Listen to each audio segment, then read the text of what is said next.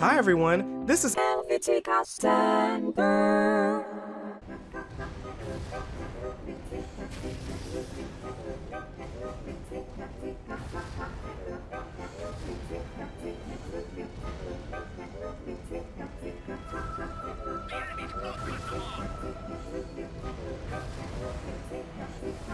So, here's the reason why this video is so important, so listen up, please!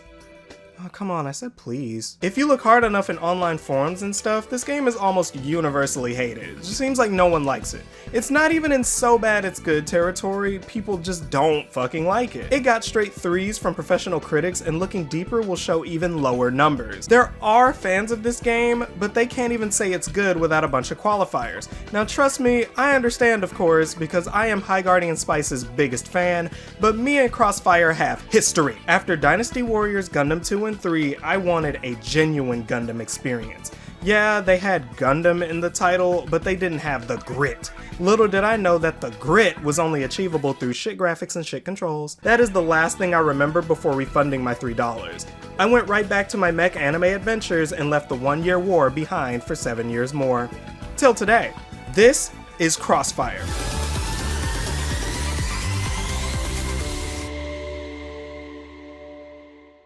So, as is standard for the Kenzie K channel, this stunt took a while. Why? Because capturing older consoles gameplay is a bitch! My initial plan was to buy a physical copy of Crossfire and record it for the most accurate experience possible. But lo and behold, ye which doth not possess the component cables shall not prosper. So I had to order them. Then, when I got around to testing them, my second monitor was not compatible with component. So I had to uncover my TV I haven't used since like my 3rd year of college, take out my laptop with a battery that dies in the same amount of time it takes to lose lane to Silas. Fuck, I hate Silas. And after that, yes!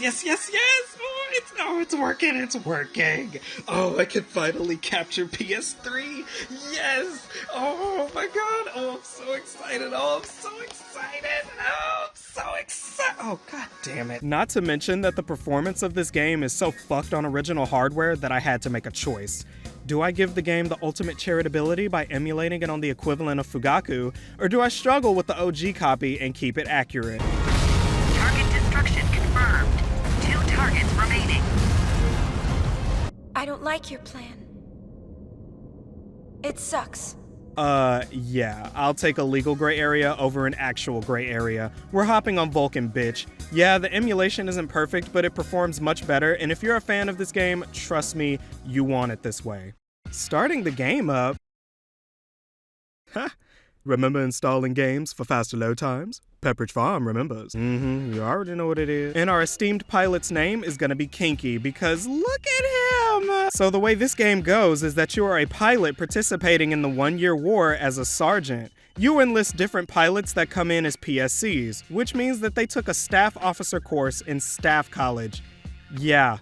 These were college students. You also purchase suits for everyone to use and customize and update them in ways like increasing their shooting damage, giving them different weapons, or increasing their defensive capabilities, and the system works pretty well. The shitty part of this though is that every change you make requires a day or so to complete.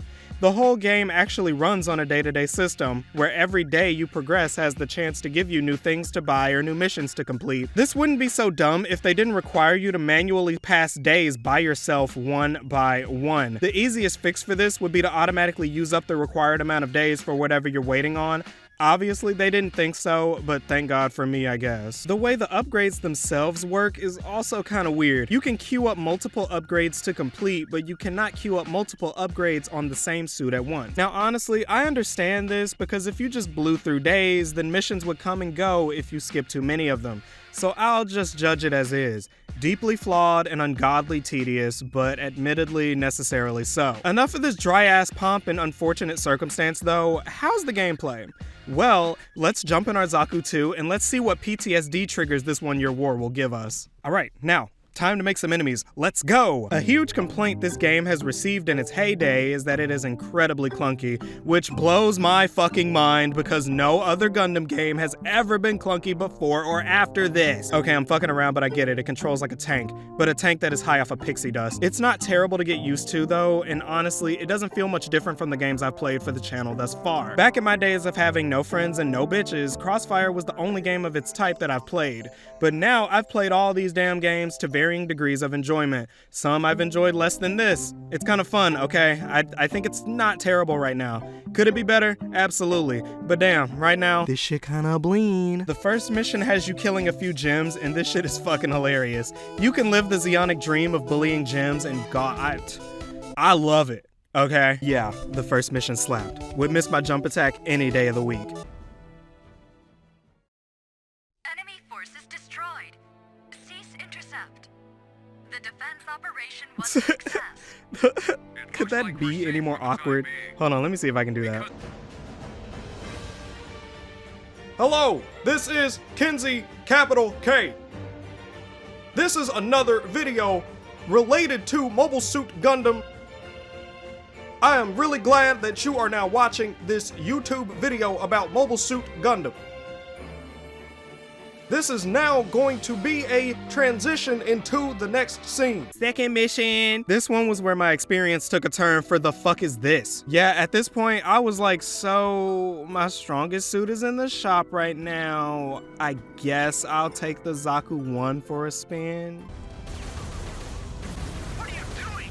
Okay, like, yeah, but no. Here's where I learned that this game is about playing the long game and never using the Zaku 1 ever again. They give you easier missions to do that pay out enough money to do upgrades and buy new college students and suits, but if you don't pay attention to the missions you're skipping, you can be in a position where your pilot feels like shit and your suit is fucked, so you may have to fall back to another suit you haven't upgraded yet.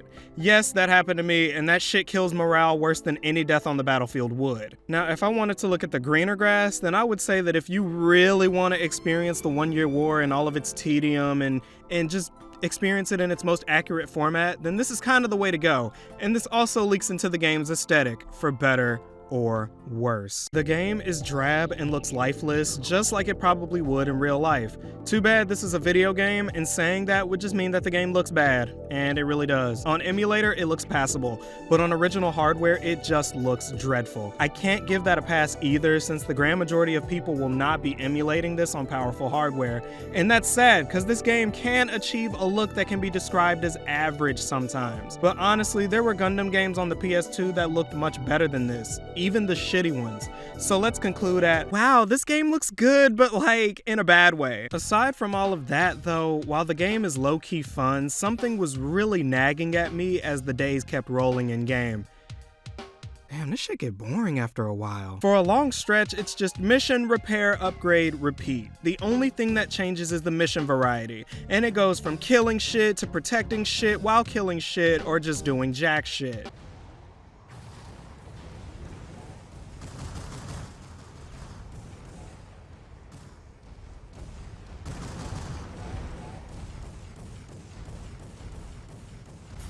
And it stays like this until they introduce gun tanks, and fuck gun tanks! Yeah, I hate the gun tanks in this game because they are the one enemy that had me questioning constantly if I was under level. Them and the snipers. Snipers, if they hit you square in the chest a few times, will end your entire mission if you're not careful. Or even if you are careful, they'll hit you with the power of where the fuck did that come from. And yeah, all the fun I was having was tanked immediately by these two enemies. The clunky ass controls that were funny at first turned into ulcerative colitis. Yes, the PS2 games were heavy feeling, but this game makes Federation vs. Zeon feel like Nier Automata. And as far as I'm concerned, while I don't feel like this game is as bad as it's getting called online, it's still comparable to getting a paper cut on your tank. I spent time upgrading the shit out of every suit I had, going through day after day after day, incrementally upgrading the fuck out of my suits until I just couldn't be damned anymore, and it still didn't work against the almighty gun bitches. So that was Crossfire. And for a game that I had coming since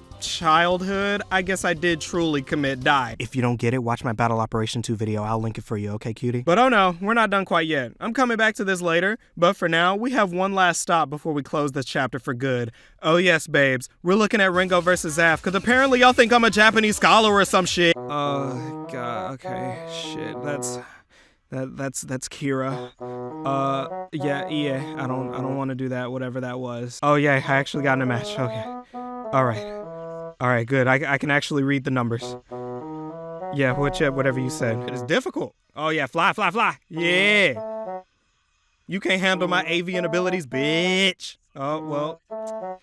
I lost. That was fun. Alright, back to the video. So, being on the PSP, this game goes the mobile game route and offers a mission-based structure similar to Crossfire, except it's more like a fast-paced arcade game and less like eating a microwaved Lunchables pizza. I went ZAFT because that was the only thing I could read, and I named myself Mommy Ran. Our mission is as follows. Moving on. So the graphics and gameplay are right on par with Gundam vs. Zeta Gundam, like pretty much identical.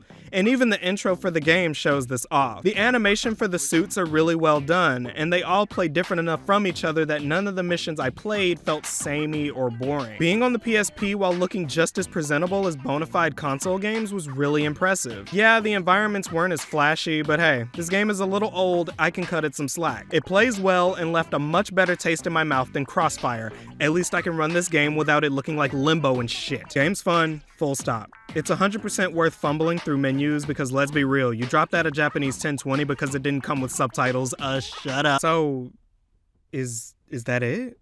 Well, yeah, I guess so. Now, to properly send these games off, let me show y'all motherfuckers how a new type get down, bitch. Okay, cute bitches, stand up! We about to go to space with this motherfucking heat, bitch. Shout out to Clive, let's go! Yeah, Crossfire, bitch, I am so tired. Fucking rap with federations and all them bitches liars. And you drop me in the ruins and all these buildings fucking stank. Gun tanks shooting at me so fast I can't even fucking think. Upgrades take up a day and these missions don't barely pay. And I'm a rich bitch, make sure you heard what I say. And the amount of shits I give her on a limited time offer. Had your bitch with me in the forest and I swear to God I lost her. If you shoot me in the back, then bitch you better fucking kill me. Snipers do a lot of damage, should've leveled up ADP. You know what? At first I thought this game was actually gonna be heat, but then the joke was on me. The friends in this game are kinda weak. I can only die so much until I break my fucking back. The 1 year war was a long time, but damn, not this fucking whack. But you bitches never die though. In the comments let them know. Yay, new Kenzie vid, and I hope you enjoyed the show.